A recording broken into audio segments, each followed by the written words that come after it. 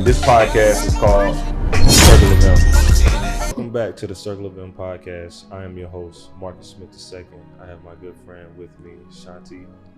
What's How are up? you doing? My new friend in the building. Yeah. So, well, what I like to do is we got to talk about Drake in the building. What's up, Drake, man? Tell them What's up, y'all? We tapping in today. Happy to see you guys. Good to see you again. Rolling. And so, like, what we like to do on the Circle of M, first off, we like to do a tap in segment. So we want to just ask you, how's your day going? How you feeling today? Because a lot of times, like we talked about on the panel, we're not really honest about how we feel, right? So we like to, with our guests, we like to just ask, like, how are you feeling today? And what's your mood like today? Actually, I'm having a really good day today. And those that know me and that follow me, to your point, know if I'm not having a good day, I'm going to say it. Yeah. Last week, was Mother's Day weekend. Mm-hmm. Wasn't a good day. Wow. It was my first Mother's Day without my mother. My mom passed in late January. And, my mother was older. She had Alzheimer's, but that was still my mom. Right. And we were close, and she knew me until the end. And I lost my sister 3 years ago unexpectedly, who was my best friend. So I've been dealing with a lot of grief and loss. And so I'm still healing as I'm doing this journey, trying to help everybody else. But Man. I feel good today because it sounds a shame we have our gala tonight. Of course, you're a part of it. And I really didn't, I'll be honest, I didn't expect you to come down. Man. When you said, yeah, I was like, what? Like, okay. Like, you coming down? I mean, look, when you got people that look like us that are doing well. No, that's big though. Like, you don't understand. Like, I so appreciated you. That's why I wanted to put you in the program, because I want to be able to shine a light on what you're doing too, so that we can help each other. Because I'm the auntie in the room or the OG in the room, so I like to lift as I climb. Yeah. And so, like, now you one of my nephews that I got to bring along with me, and but I believe in that. And I'm also good today because I finally got a chance to listen to the new Kendrick Lamar album. I ain't listened to the whole thing yet. See? I'm on number 4. And he said this one line. He said, "Thoughts and prayers are way better off the timeline." I was like, "Ooh, how many times have we just dropped that? Yeah. But are you really praying for me? Yeah. Or you just putting that in?" Like, he got so many one-liners, like it's making my head spin. I can't even remember them all, but it's so powerful. And in a nutshell, to me, it's like what did I call it on my Instagram? I called it like a wellness masterpiece. Yeah. It's like the cleansing of our cultural souls, and he deals with so much from generational curses, child molestation, narcissism, homophobia. It's so many different things that we deal with in our culture and community, and how we, change up. Like we living in this box, like basically on social media, like who are we really trying to prove to and what? And also he has this song about how we all grieve differently and how we, use money to wipe away our tears. Like it's so profound. And I'm just glad that it covers a lot from a mental health and wellness and trauma perspective, that I think there's so much that can be done from even just a scholarly level to really teach our kids about the impact of what this album could have on our mental psyche in a positive way. So I feel real good. I'm like, I'm on one right now. And I come from the music business. I'm getting excited about new music like I used to. So that's how I'm feeling today. That's right. That was real. And that's very important. I feel like, nowadays the music is not about the lyrics anymore. It's just about. And I'll say the first, like, I'm not down and listen, I'm happy for a lot of these guys and girls that are out there in hip hop today and the younger generation doing their thing. Like, kudos to them. But the difference, I'll say, like, when I was coming up, like being listening to hip hop as a kid in the late 70s and early 80s, but then working in hip hop with groups like Outkast and Goody Mob, and being around, Big and Puff and Jay-Z when all of them was coming up, like it was just a variety. And I just feel like even with a lot of the mumble rap and stuff like that, everything just sounds the same. Too. I actually was one of the ones responsible for helping to break Outkast. My first record was Players Ball. I did marketing for 4 of their albums. Well, promotions and then marketing. See, that's I mean, that's the music I pretty much grew up on. Even though, Yeah, because I just turned found out 30, you were born in but- Columbus. Yeah. No, we, Georgia natives, but I really, everything that you just said was very profound and it was needed. Because, I just want diversity in music, just like I Yeah. want diversity in mental health. Like I want diversity in culture and diversity in opportunities. I'm sure you felt like that when you were in the NFL. Like, right. I just want everybody to have a voice, and I don't want us to all sound the same, because we can't move forward if we're not all the same. No one person was born the same. So why does hip hop sound the same right now? That's why, like, there are some groups that are refreshing. Yeah. Well, like a Kendrick. What about? So let's talk a little bit about how you got into space, right? Because everybody has some mental health journey, and I got into space through suicide, but let's talk a little bit about how you got into space and, why you're so adamant about silence to shame and mental health. Absolutely. So my father died by suicide when I was 7 months old. And rest in peace, man. Thank you. My sister was 8.5 years older than me. My brother was 5.5 years older. He died from a gunshot wound to the head. My mom and my sister found him. Oh. He was already deceased. That's heavy. So my sister really, really went through it a lot, and was then forced to kind of help raise her siblings. So, I mean, it was like thrown at our family, like when we were all children, and we didn't talk about it. That was the crazy thing. And once I got old enough to realize my dad was dead and that he wasn't coming back, and then on top of that, he killed himself. Like, my little mind couldn't really process it, and I was angry. I was so mad. I used to tell my mom, like, my mom would say stuff like, your dad loved you, whatever, and I'd be like, don't talk to me about that man. Don't bring his name up. And it was just a lot of anger there. I got a question. How did you get over that? Because I had a couple friends commit suicide, and I feel sad sometimes, but a lot of times I really do. I won't say it, but I feel angry. I feel angry because you made me feel this way. You made everyone around you feel this way. How did you get over that? So it took me a long time. I kind of buried a lot of those feelings and didn't deal with them until I got older. I think the first time I went to therapy, I was living in New York. I think I was like about your age, like 30 years old. And I remember I was dealing with some adversity in the workplace at the company I was working at in New York. And my boss at the time was like very condescending. He was yelling. So it was like a toxic working environment. And I love music. I had given my whole life to wanting to work in music. And then I just felt like I had a breakdown at the airport one day. And one night, either before or after that, I had told my boyfriend at the time, I was like, maybe I should just kill myself. And he was like, what? Say what now? So he encouraged me to call my sister, because everybody knew how close I was with my sister. And she was like, I'm trying to tell you, like, you got some issues. You've never dealt with dad's death properly. Take yourself to therapy. And I did that. And so it took me a long time until I was an adult, to properly deal with it and not be angry at my dad anymore. Do you think that? And let me just say one last thing too, because I know you told me you had some friends. What I try to say, and there are different standards in the mental health space, but like, I personally don't say committed suicide anymore if I can. I usually say either completed suicide or died by suicide, because committed sometimes denotes a criminal act. And what I've come to know, even with my own suicidal ideation, is that you're not in your right frame of mind. 9 times out of 10 when you do that. And so it's not a criminal act. It's just a sickness. So I try not to say committed.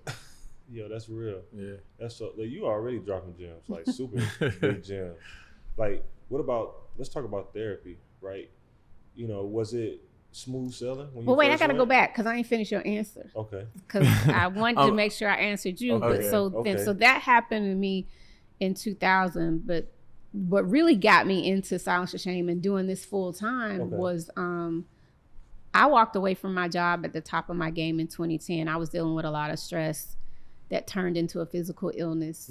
I was depressed, but didn't really know what to call it because I had not been diagnosed. Same with me, man. And then Man, I walked away off a $500,000 a year job. Corner office, Range Rover, the whole nine. Let's go. My mother was developing Alzheimer's. My uncle had passed who had helped to raise me. So I had a lot of different stuff going on. And it stressed me out. So I walked away at the top of my game. And my friends and peers were like, you doing what? Yeah. So I came back home, started doing some consulting, started a music event. And I was doing okay for the first few years because I just needed a break in space. And then I started looking back and I was like, dang, did I make the right decision? Like most of my peers are still like at the height of their careers and still doing really well. And then my money kind of started getting funny after like 3 years. And so that started me down, you know, kind of an emotional path on a downward spiral. Then in 2014, I talked to my best friend when she was going through a lot of physical health issues that led to mental health issues. I talked to her the day before. She took her own life the next day. Wow. The same way my dad did. And I blamed myself. And I was like, what did I miss? What did I miss? And so that was awful. It was a terrible experience. I literally was I was getting on a plane and I waited to board the plane because she asked me, had I gone yet? And I was like, no. And she's like, today's the worst day of my life. And I'm like, well, hold up. Let's figure this out. So I literally was the last person to board, but I was giving her like advice. And I was like, talk to my sister while I'm on this long flight over to Europe and we'll get you a new therapist. I'm gonna get you a new neurologist. We're gonna get you straight. So I'm thinking, I felt good about the conversation. That was her telling me goodbye. Now that I go back and I retrace what the call was. So I had to get there, literally come back from Switzerland back to the States the very next day because I got the call 3 hours after I had landed that she had shot herself. Completely threw me for a loop. So the next year, I came really close to taking my own life. And it wasn't just that. It was then her suicide forced me to bring up more issues about my dad because even though I went to therapy, like I mentioned to you, for the first time, I only stayed in like 3 or 4 months. I didn't do the work. And I still had a lot of trauma from my father's suicide. So I had counted up all the pills in my cabinet one night in September of 2015. And I was really scared that I was about to take those pills. And I just got out of the house. I ended up getting the help that I needed from call my sister, and then she convinced me to call the Suicide Prevention Lifeline, which is 1-800-273-TALK, which is 24 Let them know. Suicide. Say that again. The National Suicide Prevention Lifeline is 1-800-273-TALK. It's 24 hours a day. It's confidential. They'll talk to you. You can talk to a crisis counselor. And then I also texted my pastor that same night because I'm a member of Ebenezer, and he was like, he had seen me coming into church crying a lot and stuff too, and he was like, look, you have to go to the doctor. He said, I'll pray with you, but you also got to get help. And I called my primary healthcare physician that Monday because this was a Saturday, and he referred me to a psychiatrist, and I started on antidepressants, and then I started opening up, sharing in 2015 on social media about my thoughts and my feelings. And here I am 7 years later, and you know, I still feel like impact. I'm in the struggle. You know, I'm much better than I was, but I still have tough days, and I'll tell you, like I said, if I have a tough day, but there's nothing else I want to do right now because it's so many people hurting right now in so many different ways. Even though we're opening up and talking about mental health in a lot of ways, there's still a lot of people suffering in silence. So like my organization, Silence the Shame, the Circle of M, like everything we're doing, it's enough for everybody to work collectively and individually to make an impact because we don't know what the impact of this pandemic is going to be for children, for our seniors. I think we see our kids are still coming out of it. Even kids in college are still going through it from the ramifications of,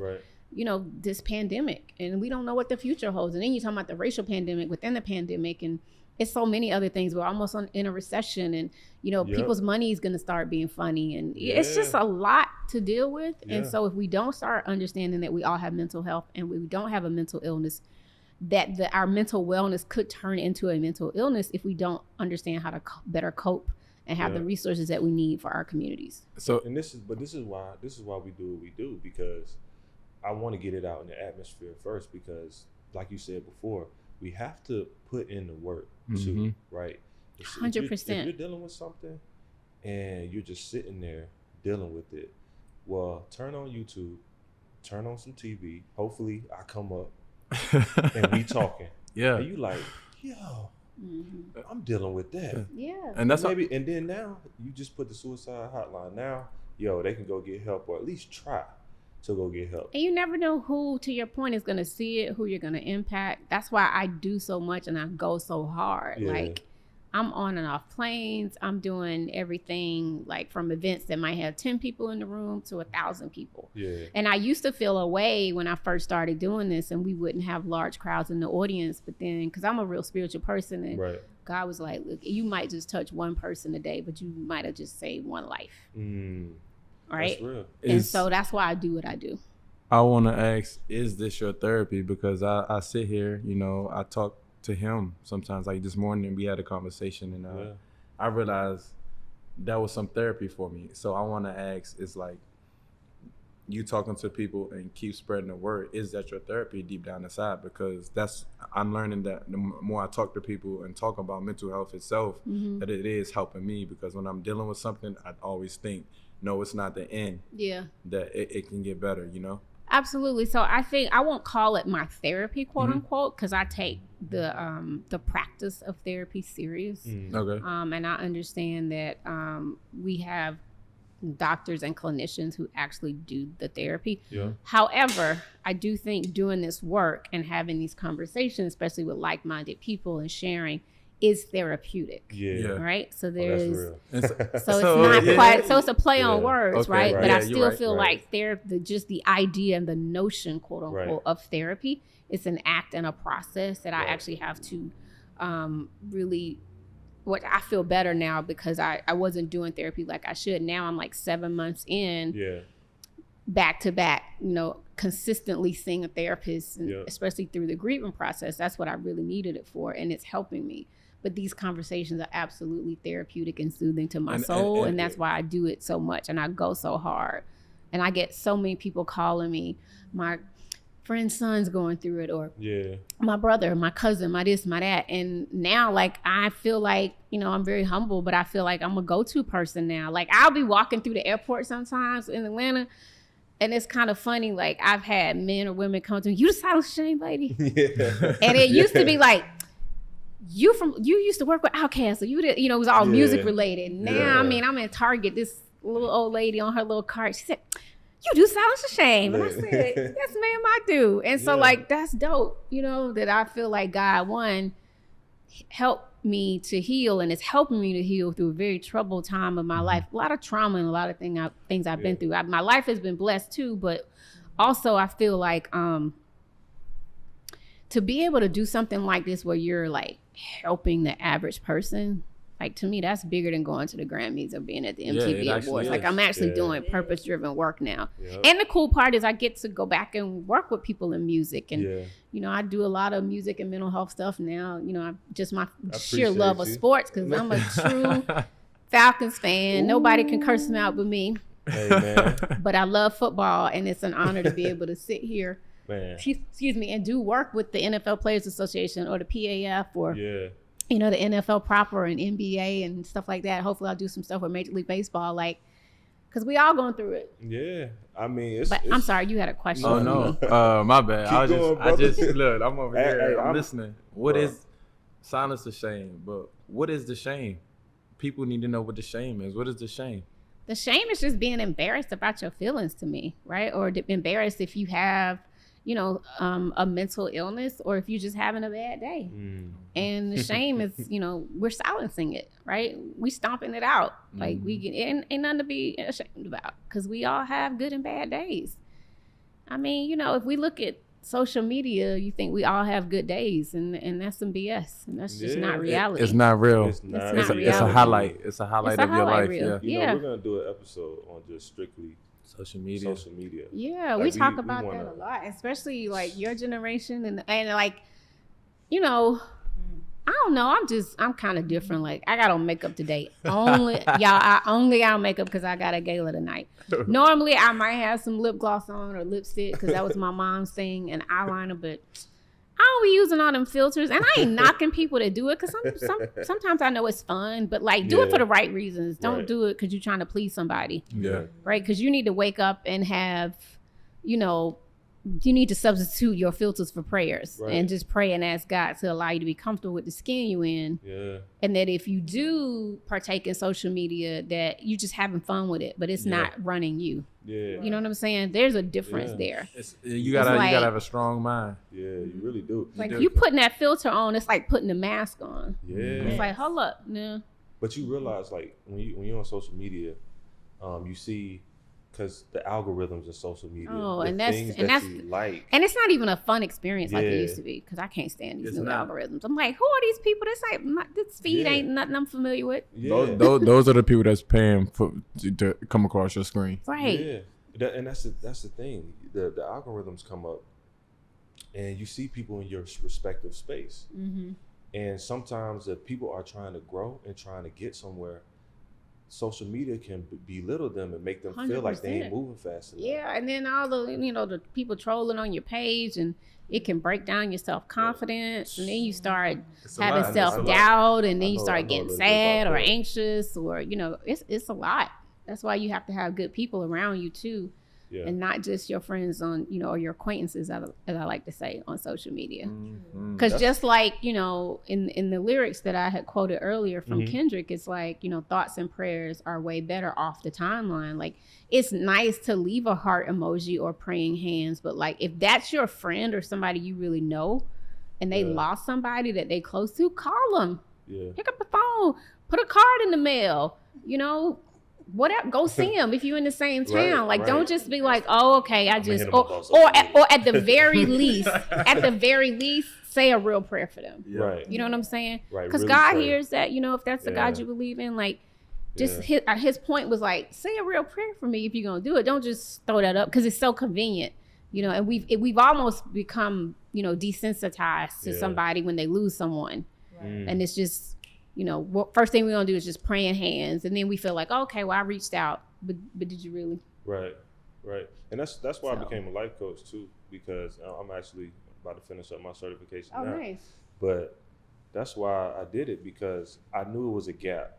Mm-hmm. And like most guys, they not gonna run to therapy. So if I could be a bridge for them, like, And you who can- knows? Then you can maybe encourage some of them. Exactly. But Exactly. I was saying even on our panel that we did with PAF and National Council, like, Mhm. athletes, y'all relate to each other. Right. Artists relate to each other. Just even kids I in know they be school, going peers, through it too. young kids relate to each other. So being able to hear from one of your peers, it goes a long way. Yeah. So I applaud you, because you could have very easily gotten the help that you needed like you did, and maybe tried to go back into the league, but now you're taking a different approach to help your Man. brothers, and so I think it's great. Man, every time the thing I know you about to say I let this dude. No, let me go. I There you let go. this dude go ahead. But nah, so every time I feel like I get laxed or something, Mm-hmm. I see a football player in the news, Mm-hmm. and it may be him. They might say CTE, or they might, they might say something along the lines of mental health. Like when I was at APN, I went to APN. It's a mental health institution. I went there for 30 days, and while I was there, Demarius Thomas passed away. And I remember like sitting in that room with all the other NFL guys, and we was just crying. We were just, we couldn't believe it, because even though he wasn't like, I never played with him, I trained with him before, but he's just an NFL brother. You know what I'm saying? And it's just sad to see that. So that's why I continue to keep going, for real. Yeah, no doubt. Respectable for sure. You got a lot of work to do. Man. They need you. I would say I want to ask from the outside perspective of someone who's wasn't an athlete in a different industry and everything like that. From the outside looking in, I feel like some people don't understand when you're an athlete, when you put in your blood, sweat, and tears on the line for something every day.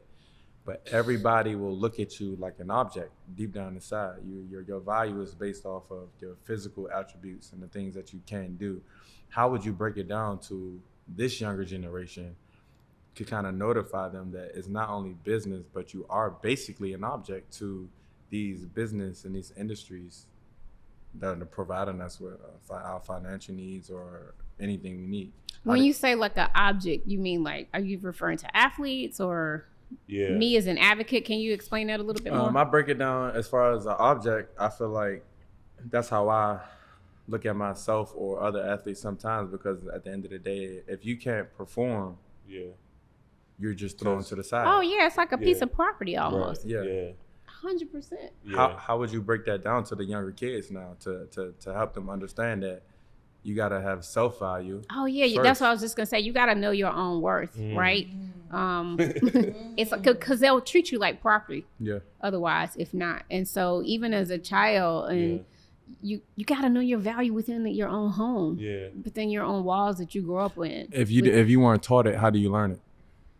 Role mentors, right? Trying to be around like-minded people.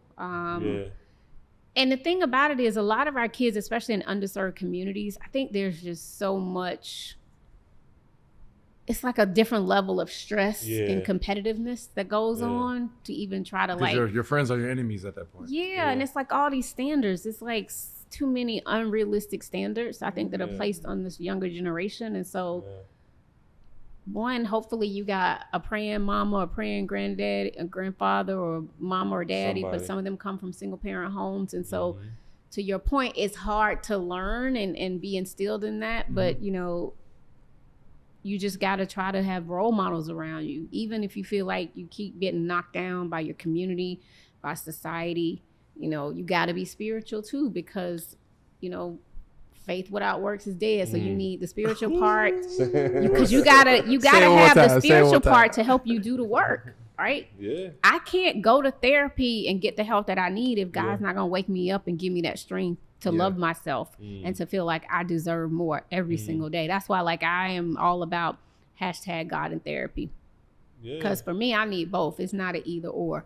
I need a life coach, right? My life coach is Sherry Riley, who she, you know, does a lot with high performance achievers and entertainers and athletes. Going in the right direction. Absolutely. So like, and it's not, to me, it's not about one or the other, because what I learned from Sherry is not what I deal with in therapy, right? It's two totally different things. And so that's why I feel like, you know, you just need to surround yourself with the right people. I tell people, I think I mentioned on the panel, like, who's in your starting five? I feel like just like how you did say that. Talk about, you know, how just like how, you know, we were in the NBA playoffs, you need 5 players to start the game. So I need 5 people on my team at all times. And when I say on my team, like in my head, like my wellness team, like if I'm not having a bad day, can I call? It used to be my sister. And so I had to, once she passed away, I was like, okay, I got to replace somebody on the team now. Because not everybody understands when you're going through mental health issues, right? Because some people are doing well and everybody doesn't struggle. And if you hadn't experienced it, or because you don't really understand it, to your point, until you've been through it. So you got to get people that's going to come from a place of empathy and not sympathy. I don't need you to feel sorry for me because I'm anxious and I'm, you know, having a bad day. But I need somebody who can empathize with me, or who can encourage me to, you know, get outside, take a walk, call my doctors, do whatever. And so there's certain people within my space that I know I can count on. And so I always have like my starting 5 in case I need the help. And the kids need it. Adults need it, you know, we all need it. Would you prefer somebody unbiased? Well, for therapy, yes. Okay.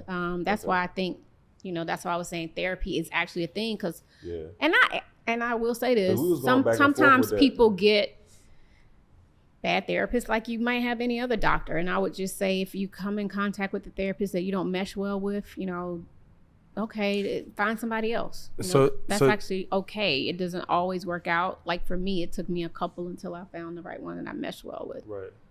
So you would say that people that actually know what you're going through and that know you are not bad, but they're not the best ones to go to? I'm not saying that. I'm just saying it depends on that social dynamic and how that person is. And again, sometimes we have friends that, you know, I got friends I love, but sometimes they're a little judgmental. I don't need people to judge me. Like, don't try to judge my life and what's going on. You can feel that when because somebody might be like, oh, well, you know, you're successful, you're doing well, you know, why are you having a bad day? Or girl, you got a lot going on, you got a lot you need to be grateful for. Yeah, I'm grateful, but I'm still not having a good day. You know what I mean? And so you just need people that's not going to judge you. And sometimes, you know how you compartmentalize your friends. Like, you can't travel with everybody. You got a Right. group of friends or family that you like, okay, I'm gonna They put can't them hang in with this each other. little Yeah. pocket Yeah. because we travel well together. Yeah. So put them in this pocket because we do wellness well together. We get each other. We understand one another and that sort of thing. You know, it's like figuring out who has the same love language for wellness Yeah. that you can talk to. I mean, that's real. Oh man. That's all the way Golly. real. That's real right This there. has been amazing. But no, that's for me. That was one of the things that sent me down like a spiral, because I felt like that's what was said to me. It was like, you went first round. Mm-hmm. You in the league. How in the hell do you have problems? Like, Yeah. you got everything you could ever Yep. want. And that's such an unfair statement to you. Yeah. A question, rather. It just wasn't. I knew it was more to it, and I felt like I couldn't go to some of the people that I love because I just They felt just like I wouldn't was gonna get be it. judged. And they Yeah. would. You would be judged or they wouldn't understand. And that's okay. But I feel like they're understanding now, though. Now that I'm talking about it more. I feel You know the what I'm same way saying? too. Right. Like my family, you think they understood why I was trying to be a poster child for mental health? Yeah. And my sister, we have another family member that suffers, and my sister actually was about to become a therapist. She had finished up her master's of counseling, and she used to be an accountant, and so it was real cool that we were starting to work together in this space. But my sister really understood me and got me. But my other family members, I'm grateful that they, respect the work that I do now, and it's not just me trying to, what's the word? Do something to get sympathy. Right. Because I never, and I felt like that before in certain spaces, that I felt like people around me thought I was doing this so that people will feel sorry for me. Yeah. And that couldn't be the farthest thing from the truth. Yeah. Like, I actually 100% am like being unapologetic and completely vulnerable and sharing my darkest The secrets. secrets about my wellness. And Right. why would I want to put that out there if I didn't want to Wanna do help. it for good? Yeah. You know what it is? A lot of people hate if you're a strong individual and you can actually do things or be yourself and do that. A lot of people don't like that because deep down inside, they can't do that. Mm-hmm. And I feel like you've been able to do that. You motivated them, but they still don't know how to act on it and still be their self. And you don't understand too how much you motivated us on that panel that Really? day. Man, listen. Because I was like, okay, I'm on here with two players and Jerry from the Ravens. Like, We little old looking me. at you the way you looking at us. We looking at you the same way. We like, yo, that means more than you could ever know. I'm telling you, because That's we know just this God space. doing what he wanted me to do, working through Exactly. me. It was. I feel like it was ordained for us to meet. I It think had so to be. too. But going back to what you were saying too about, people looking at you and maybe they feeling like that's something they would want to do or be and they can't. That's why I keep doing it. Cause like, that's why sometimes you might get on my IG and see an ugly cry, or you'll, see me keeping it real. Like, today ain't a good day. Like, Yeah. but 2 weeks ago I was on a panel at the Clinton Foundation with Chelsea Clinton. And then 2 weeks, 2 weeks after that, I might be in the bed missing my mom. But I'm gonna tell you that because that's life. Right. Life has ups and downs. But the important thing now with the work that I do is I have better ways to cope. So when I'm down, I allow myself to be down, but I don't allow myself to stay down. Yeah. That's utilizing what I've learned through Silence and Shame, healthy ways to cope, support, community therapy. All of that matters now than the Shanti in 2015 because I wasn't equipped. Right. So I do have something. It was recently. I recently watched. I had a teammate in college, Chesley Christ. She was Miss USA. She was my college teammate. Yeah. I spent a lot of time and got to know her. But like I said, I got friends, and I was mad about it because it made my life have problems. And for the first time, 2 days ago, I went and watched her mom speak On Red Table Talk. Yes, and so. As much as I was still mad, I started to pull back on my madness. But I do also, as a person that thought about suicide, you thought of suicide, he thought of suicide. What do you think it is that actually makes some people actually go through with it? That's a great question, and I don't know that I can answer that because I think everybody's situation is different. The one thing I've learned about suicide is, so sometimes it can be situational.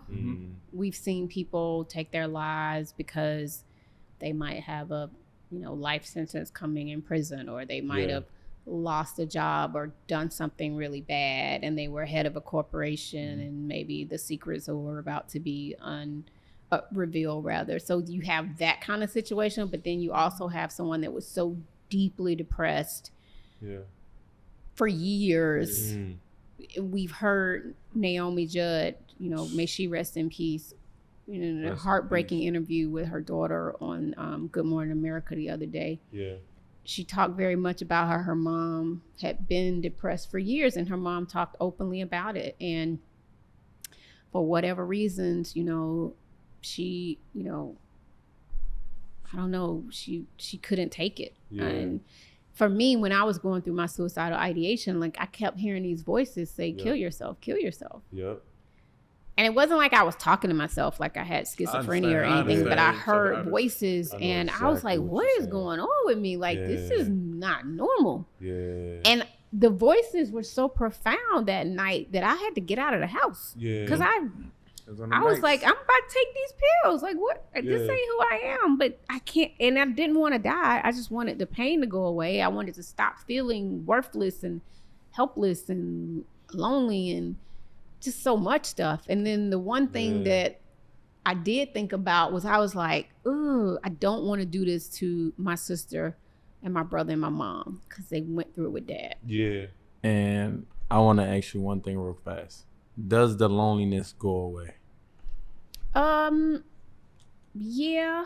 I think, again, it's all based on the individual's experience. Like for me, once I started getting the help that I needed and doing the work, I started feeling better. But the pandemic also, the isolation kind of like triggered me a little bit. And then once I had just lost my sister, so you add grief on top of that. So our experiences bring other layers on top of some of the stuff that we might be dealing with from a mental health perspective. So it really just depends on what you're going through. So I can say yes for me, but I also sometimes I feel like as much as I'm like I really used to be an extrovert a lot. Now I feel like I'm a little bit more of an introvert, and maybe like the work that I do is heavy work. So sometimes when I just want to get home and just be by myself and like just take the day off, right? And just relax. But then the quietness sometimes and the stillness can just make me start overthinking stuff. So I try to get out, and even if I don't, I just don't stay isolated all day. And because I don't have kids, so I have to just push myself to keep going and keep good friends around. But it's about just, and I'm big on energy. So I want to be around people where I want to feel their same energy. I don't like being around negativity. I don't like drama.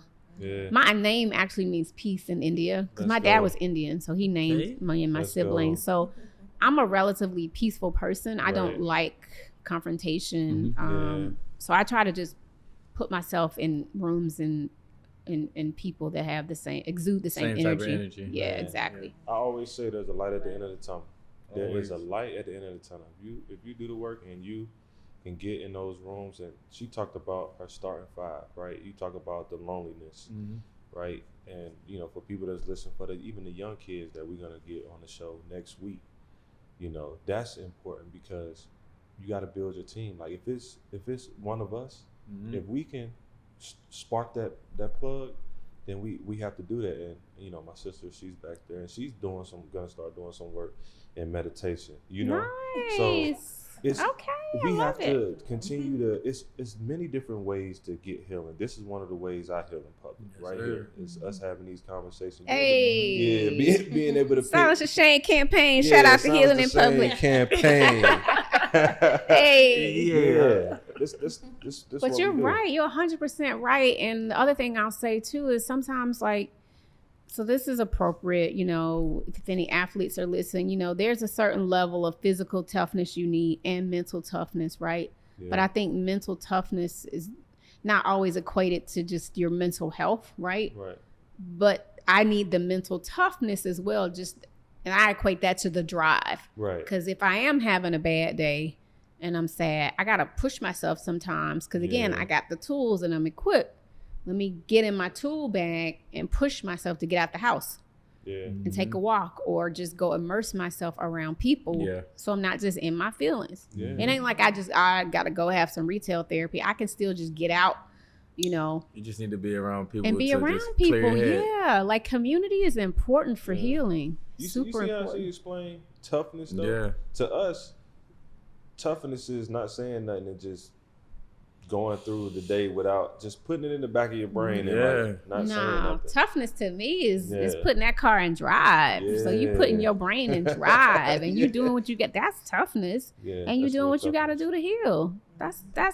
That's how y'all linemen, safeties, wide receivers, quarterbacks, coaches, line coaches. Yeah. That's how y'all heal. Yeah, let's get it. They gonna listen to that. They got to when you got a profound black woman in the building. Let's go. What? So Thank you, Young King. man, I appreciate it. So what we like to do too at the end, man, we like to kind of like go around the room, and if there was one thing you could leave to the public, to athletes, to music industry, just to people, if there's one thing you would want to leave to them, what would you leave to them? Today, just about surrounding mental health, silence the shame, and what you do. So I would just let people know that boundaries are a blessing.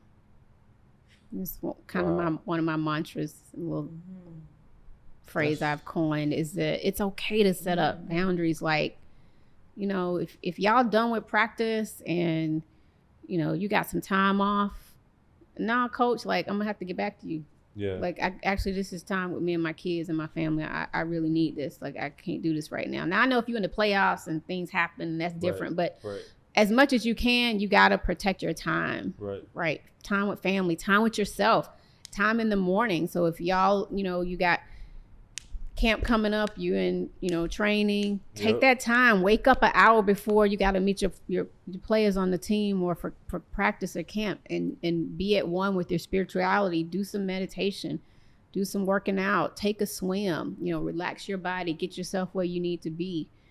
But you got to set those boundaries, or else people will cross those boundaries without a thought. But it's up to you to set those and to stick by them. And it's actually okay to do that. That's not to say you can't be there for people, follow up, and be the teammate that you need to be, but you need to protect your mind at all costs and be able to schedule that time with yourself to keep yourself grounded. That's real. It's super important. And then just for silence the shame, like, check out our organization. We are a 501c3 nonprofit based in Atlanta, but we do national work. I speak and share my message all around the world now. And let's go. We're just trying to erase stigma and shame and help people, especially in underserved communities. We look to our athletes, we look to the entertainers and the business I used to work in. But a lot of y'all are still healing, right? Man. So we want less folks in the community to judge y'all, to judge musicians, and to judge themselves. Like, don't even judge your mom and your daddy until you know what they're going through. You don't want nobody judging you. So do what we got to do to heal ourselves. I'm not saying that everything Kendrick says I 100% agree with on the album, but I think it's a masterpiece for the most part. I think it's an incredible body of work talking about breaking generational curses and dealing with trauma in our community. So it's just a lot of lessons to be learned within it. So take a listen to that album. And if you want to donate to our organization, you can donate on our website at silencetheshame.com, or you can text the word silence to 707070. And just, we just need to be a little bit more kinder. We need to mind our business, mind our minds. That's real. And, just come from a place of love, I'm a big spiritual person. As I said, I believe God is love. And so we got to love our minds and our bodies at the same time. Oh, man, that's real, man. I would just say, like, one of my good friends, I interviewed him, B. Cole. He talked about 5 minutes. Like, if you can start off with 5 minutes of your day, whether that's meditation, whether that's praying to God, whether that's reading the Bible or reading a book that you may like. Just start with 5 minutes. Give yourself 5 minutes, right? And she talked about boundaries. That's you're setting a boundary for yourself, right? That 5 minutes, don't let nobody come in between that 5 minutes. Get yourself ready for the day. Get yourself, up and going, right? So I would just say, man, give yourself 5 minutes, because that 5 minutes gonna turn into 10, 15, 30. You know what I'm saying? And that's how we get better. Period. No doubt. I'm gonna go ahead and say, just talk. If I gotta say anything, just talk to the people. Talk to your friends, your family, because you don't even know how much just saying how you feel, even if it's not fixed at the time, saying how you feel can fix the problem. Yeah. Or at least give you the mindset to actually analyze everything and try to overcome the problem, because at the end of every day, everything's going to be a challenge. So I'll just say, just talk. I hate talking, but talk. That's what I'm going to say. Man. I love it. And you know how people always say, check on your strong friends? Yeah.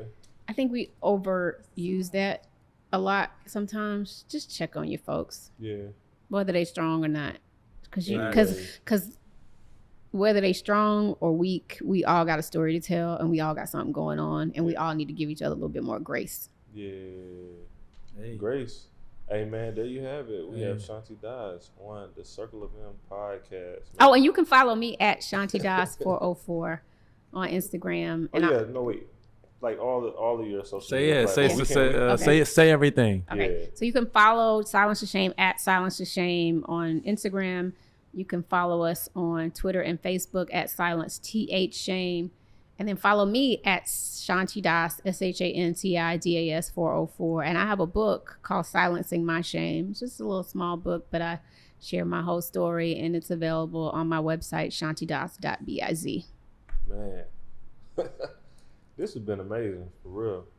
Thank you for having me. We're gonna turn up tonight at the gala. For sure. You're gonna talk For and sure. share your story as our Healing in Public spotlight. Again, we're so honored. Appreciate it. And we gotta get you on the Silence to Shame podcast. We don't have this elaborate setup, so we actually right now, until we get more funding, we're just doing ours on Zoom, but we just extract the audio. Hey, and need. It's available though on all platforms, so we can do it if you're back where you live up north. Yeah, but we definitely want you on the podcast. Oh, Maybe I get you and appreciate some that. of your other homeboys Oh, on. for real. Get I'm another with it. round table going. That'll be cool. We got to do that. We got to. It's Yeah. imperative. So thank you for having me. No Man, problem. we appreciate you.